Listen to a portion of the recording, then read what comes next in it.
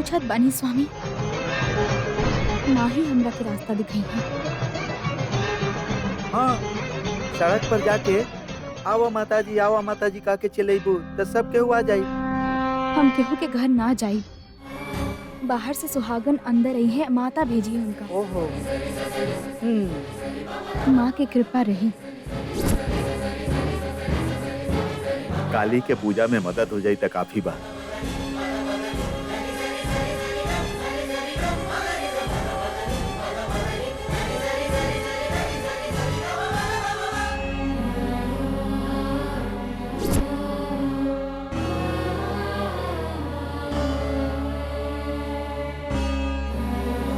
ये सब कुछ तो देख के लागत बा कि सिनेमा चलत होखे।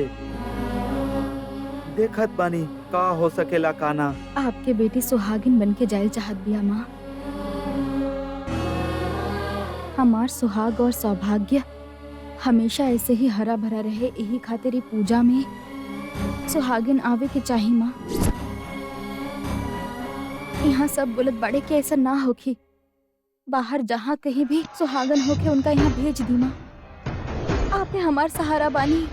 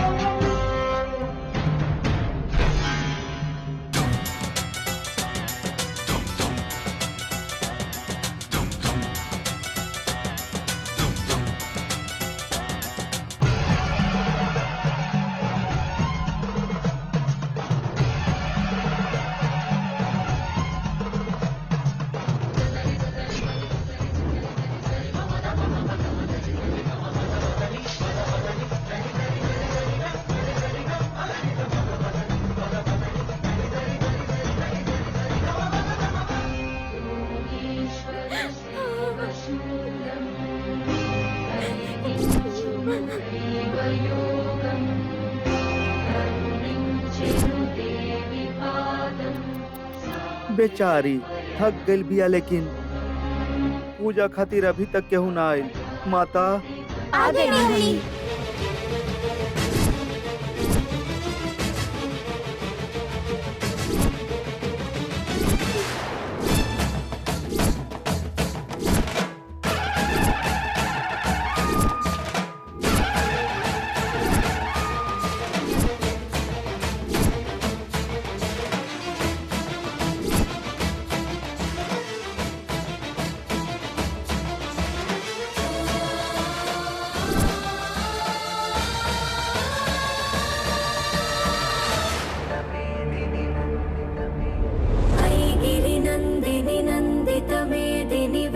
विनोदिनी नन्दनुते गिरिवर शिरोधिनि वासिनि विष्णुविलासिनि जिष्णुनुते भगवति हे सितिकण्ठ कुटुम्बिनि भूरि कृते जय जय हे Mahishasuramardini रम्यकपर्दिनि शैलसुते सुरवरवर्षिणि दुर्धरदर्शिनि दुर्मुखमर्षिणि हर्षरते Miracle, wonder, outstanding, unbelievable. जय जय हे महिषासुरमर्दिनि रम्यकपर्दिनि शैलसुते। आपके बुलेलस के बुलेलस?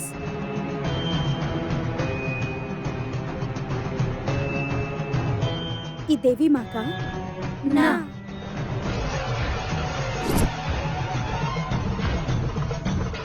सब केहू एक साथे मत बोली बहन जी। ये आवाज से डर लग रहल बा। तब फिर के बुलेले बने? आप ही विशाल बाबू। हम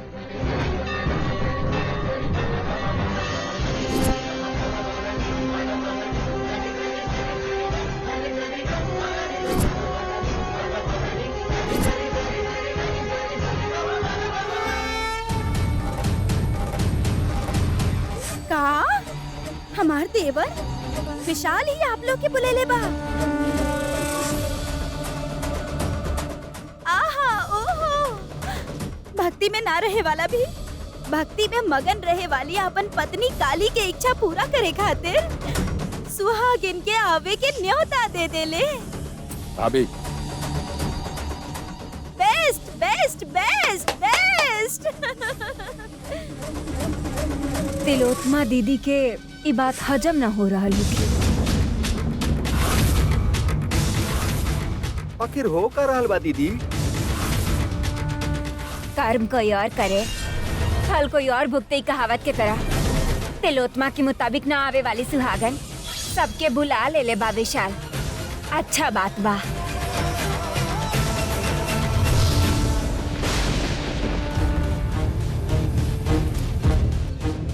ई का बा विशाल, ऊपर से दिखावा ताड़ा प्यार नहीं खे, लेकिन मन में तो हर प्यार ही प्यार भरल बा ओकरा खातिर। ना माँ, हम इन करा के ना बुलेले बानी। इन लोग के बिया हमरा नहीं के पता। हमनी के कैसे ना जाना तानी आप विशाल बाबू? बाबू माफ करी बहन जी, आप लोग के बानी, काहे आइल बानी, थोड़ा विस्तार से बताइब का? काहे ना, हमार नाम त्रिपुरा है।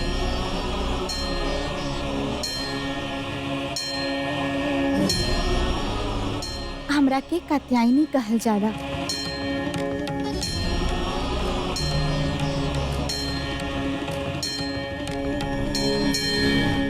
हम बानी अन्नपूर्णा।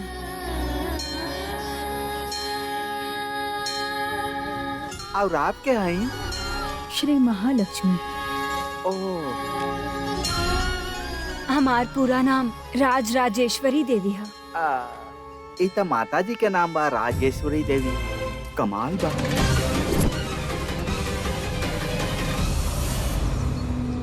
हमार बेटा विशाल आप लोग के बोलेले बा सुन के विश्वास नहीं के होकत हमरा। आप लोग बिना जन ले कैसे आगे नहीं है संदेह बा। इतने बात बा, बुरा मत मानी।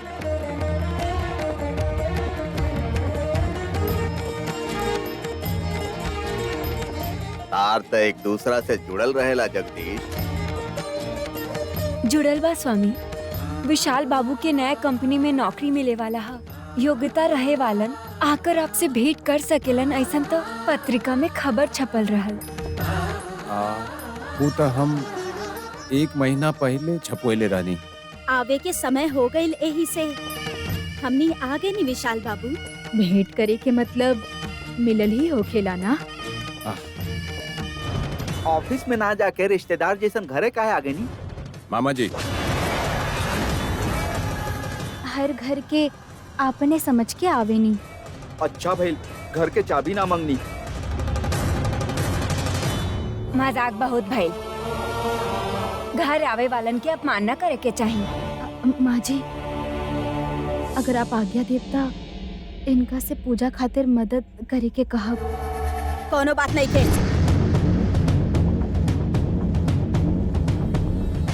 त्योहार खत्म होके के बाद ऑफिस में आके मिल लिहा।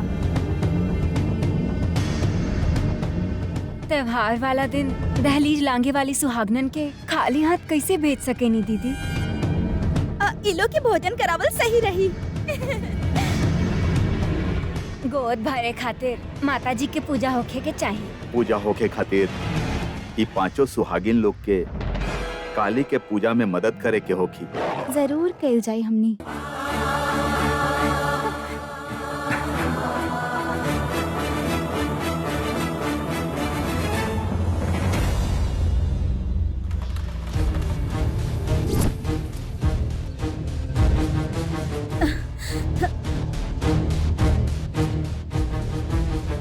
हमनी की पूजा खातिर हमनी मना कैसे कर सकेंगे? इनकर पूजा ये लोग कुछ ज्यादा ही इन्वॉल्व हो रहल बड़ी। सही त कह रहल बड़े ना। पूजा बिना कोनो विघ्न के पूरा हुई त एकरा से ज्यादा और का हो सकेला? ओह,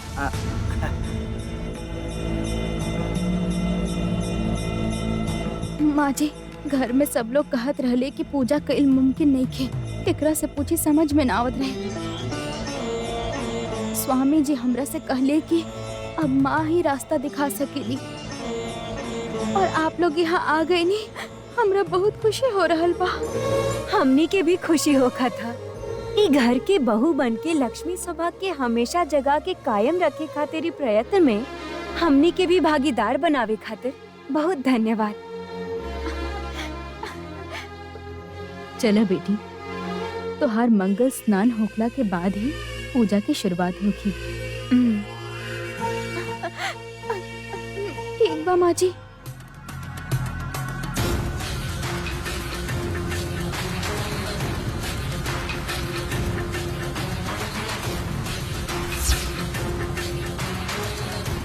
दीदी दीदी, काली पूजा कर पाई का? वो कोनो पकवान नहीं खे जे हमनी परेशान हो। एगो पूजा ही तब बा, लेकिन 5 गो सुहागिन आवे के चाहिए, लेकिन वो आई ही ना, तो कहाँ से होई पूजा? अगर वो लोग आ भी जाई हैं तो काली के मंगल स्नान ना करवा पाई हैं, काहे कि पानी में हम केमिकल मिला देले बानी। ई का बोल रहल बड़ा तू? पूरा घर में झुक के काम करे वाली काली जब ओकर शरीर पर ही केमिकल के पानी पड़ी ना तो उ चिल्लाए लगी। बेचारी के मंगल स्नान त अमंगल हो जाई।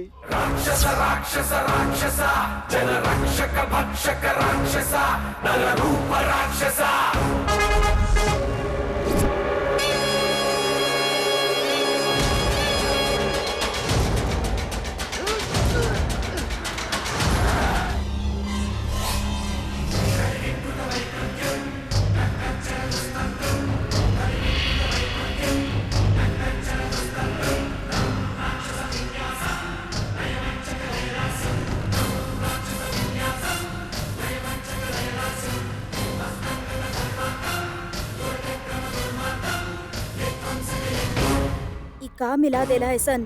विशाल अगर पूछ ली तो? अरे म्यूनिसिपालिटी वाला पर थोप दियल जाई। पानी ही ऐसा आ गइल बा तो हमें हमनी का कर सकत बानी।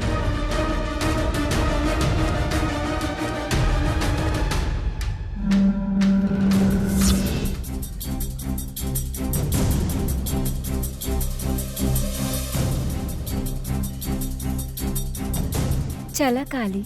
चला।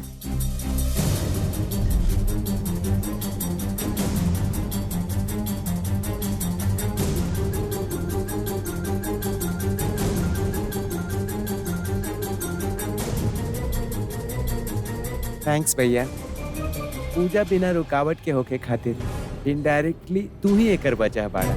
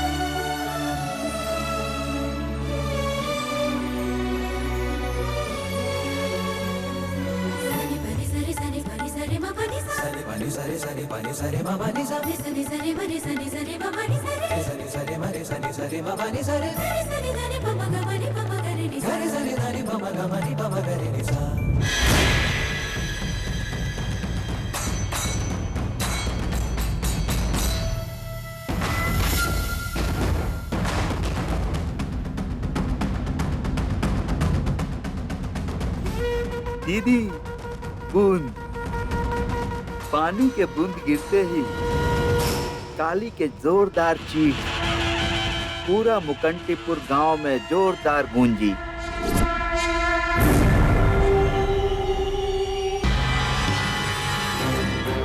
सुहागिन लोग जैसे ही हाथ डाली हैं, उनका तो चीख निकल जाए।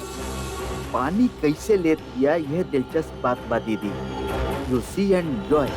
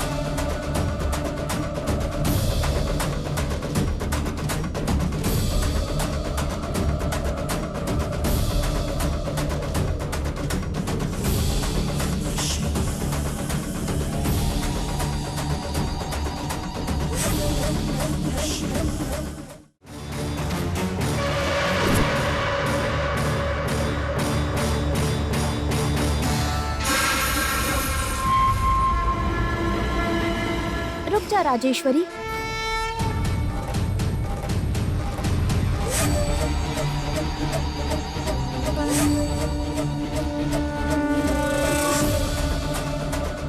काली कितना निष्ठा से पूजा कर रहल बाड़ी, त हमनी के भी नियमानुसार करे के चाही ना। का करे के चाही?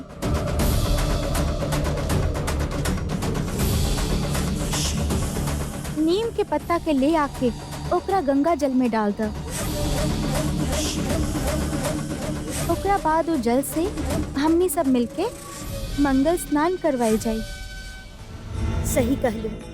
आदि पराशक्ति के नीम के पत्ता वाला डूबल पानी ही पसंद बा। बदन भी गरम ना करी। जब पानी शरीर पर गिरी तब पता चले कि वो कितना गर्म हुई बहन। ठीक बा, तू जा जा।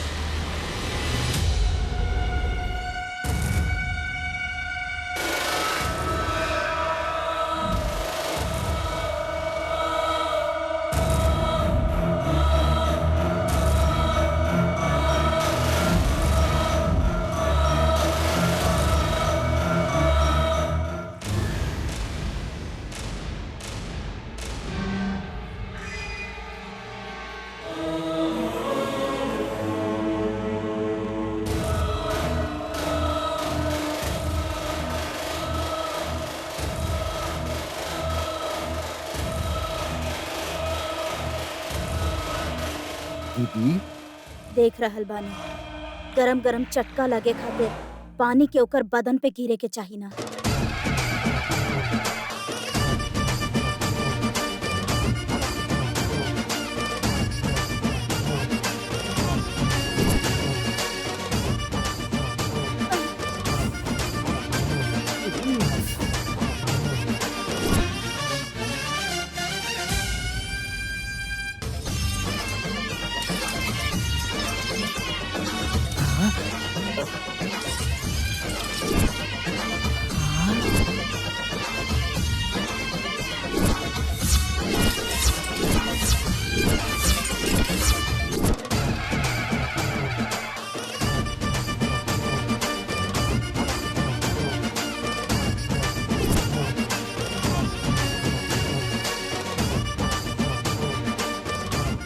दीदी निशाना चूक गइल का? ए, तू सच में केमिकल मिलेले रहला का? हमार ब्रह्मचर्य के कसम दीदी। एक्सक्यूज मी, आपके ओकरा में केमिकल मिलावे पे भी कुछ न भइल, यही आपके डाउट बाना?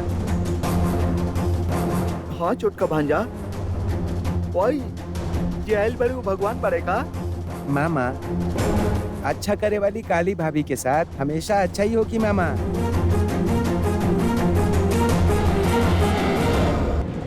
नीम के पत्ता में पानी डालत ही ओकर कड़वाहट और पानी के सारा रसायन खींच लेवेला।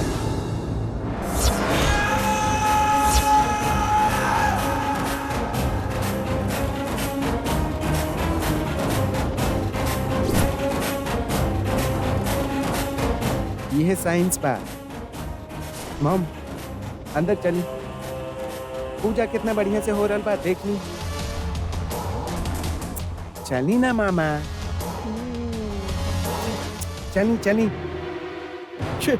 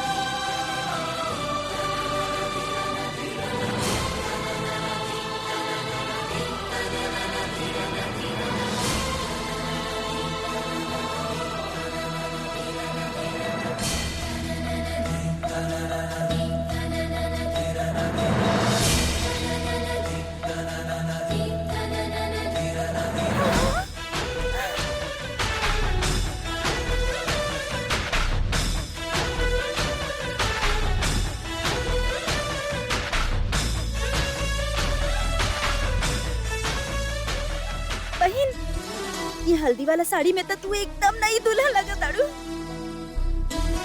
हर बात में शादी के बात मत करा हंसिका। पूजा करे दा बस, घर के तनी भला हो जाई। सबसे पहले देवी माँ के भोग लगावे खातिर खाना तो बनावे के पड़ी न दीदी। सब काम अकेले काली के बोलबू तो कैसे चली? हमार नाम पे आवे वाली ये लोग यह हेल्प करिए बाना। अन्नपूर्णा बानी, ऐसन काम कइल हमरा बहुत पसंद बा। कैला पर पता चली कितना मेहनत बा। ठीक से ना बना पैबू तो तब पता चली कि नुकसान केकर होई। माँ काली ये बात बढ़िया से जाने ली। जानत बानी बाबू साहब। माँ जी, अगर आप मदद कर दे तो खाना जल्दी बन जाए। तुहार कहे के बाद हमने मना कैसे कर सकेनी? चली माँ जी, चली।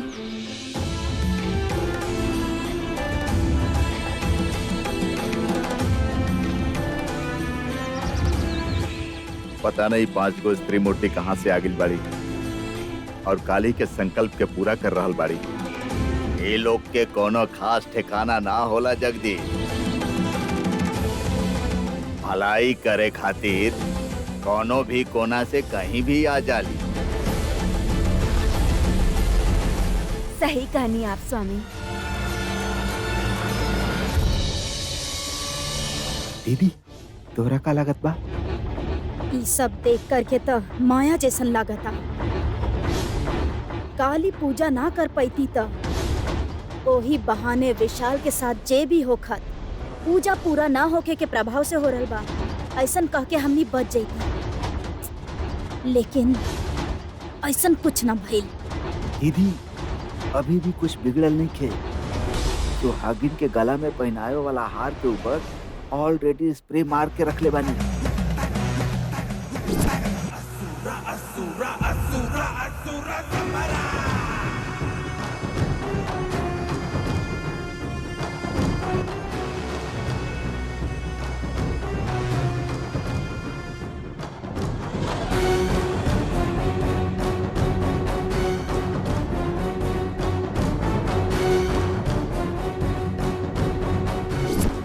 हारू लोग के गला में पड़ते ही काले की पूजा करे के पहले खुजली होके के कारण हार तोड़ के भाग दी हैं वो लोग। अगर ये पूजा भंग हो गई ना तो दीक्षा अधूरा रह जाई, स्वामी जी कहले बाड़े। स्प्रे ठीक से मारले रहला कि ना? सेंट होके तो देख के लगावल जाला दीदी, लेकिन स्प्रे भर के वैसे ही छिड़क दिल जाला। तू खुद ही देख ली है दीदी। ई फाइनल बा। अगर फ्लॉप भइल त तू फिर दोबारा। कोशिश ना करब दीदी, हमार उत्साह के कसम। हम्म,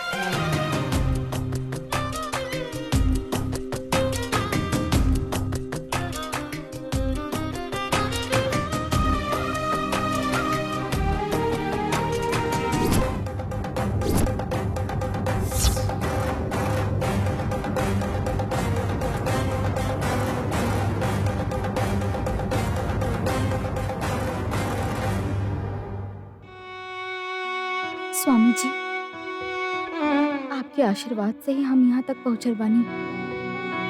अब आपकी ही पूजा करवावे के पड़ी। ये सब माँ के आशीर्वाद बा। हमरा या तोहरा कुछ करे के बिल्कुल जरूरत नहीं है बेटी।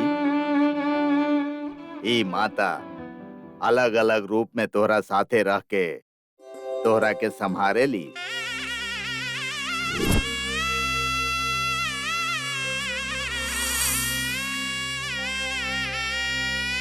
दीक्षा लेवे वाली तू ही पूजा के संपूर्ण करा।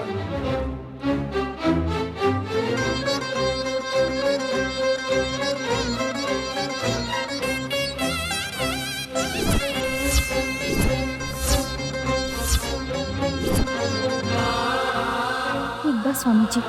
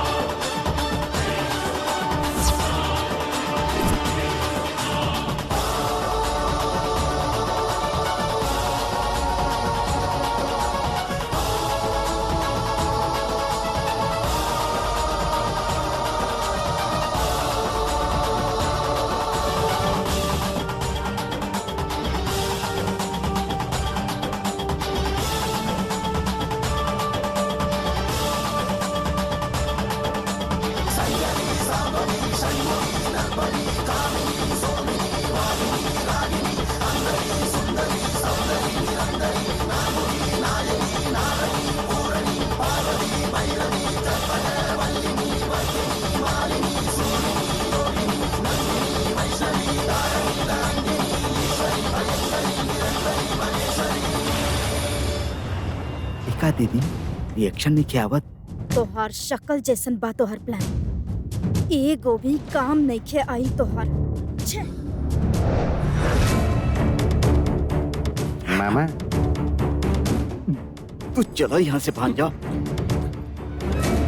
हम मानत बानी, बेशर्म जैसन बतावत भी बानी। फूल के माला में स्प्रे मरला पर भी कुछ ना भाई। ना होखी। भाई आवे वाला लोग भगवान बड़े का।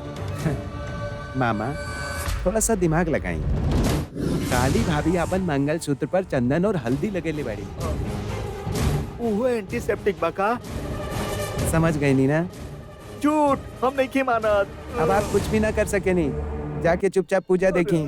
चली मामा चली।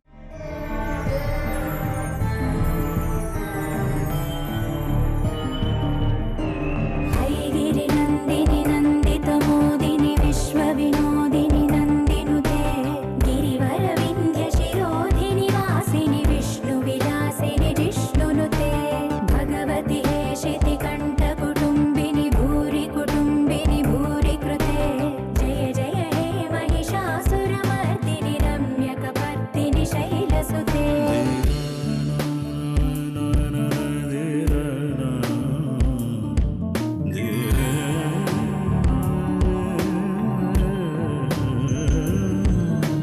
सुरवरवर्षिणि दुर्धरदर्शिनि दुर्मुखवर्षिणि हर्षरते त्रिभुवनपोषिणि शङ्करदोषिणि कल्मषमोचनि घोररते धनुजनि रोषिणि दुर्मदशोषिणि दुःखनिवारिणि सिन्धुसुते जय जय हे महिषासुरमर्दिनि रम्यकपर्दिनि शैलसुते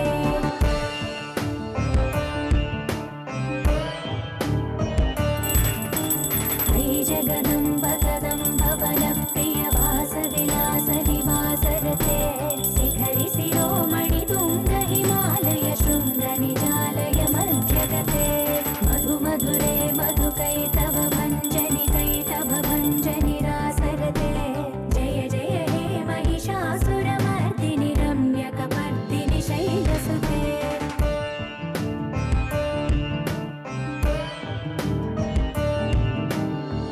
निजहुं कृतिमात्र निराकृत धूम्रविलोचन धूम्रसिके समरविशोणित बीज समुद्भव बीजलताधिक बीजलते शिव शिव शुम्भ निशुम्भ महावदर्पित भूत पिशाचपदे जय जय हे महिषासुरमर्दिनि रम्यकपर्दिनि शैलसुते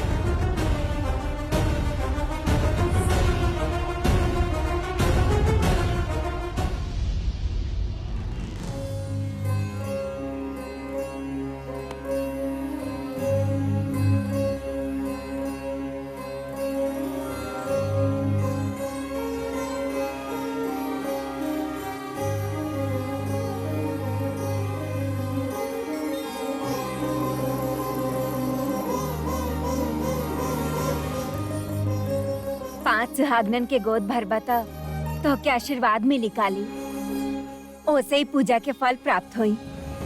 ठीक बा दादी माँ।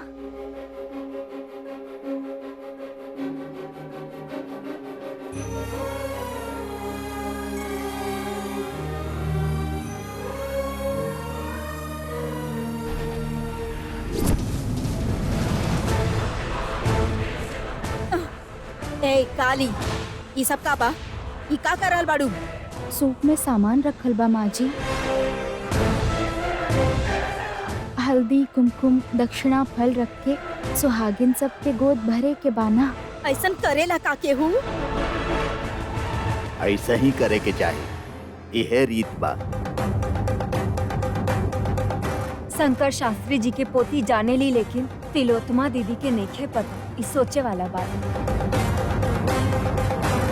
तू दा बेटी।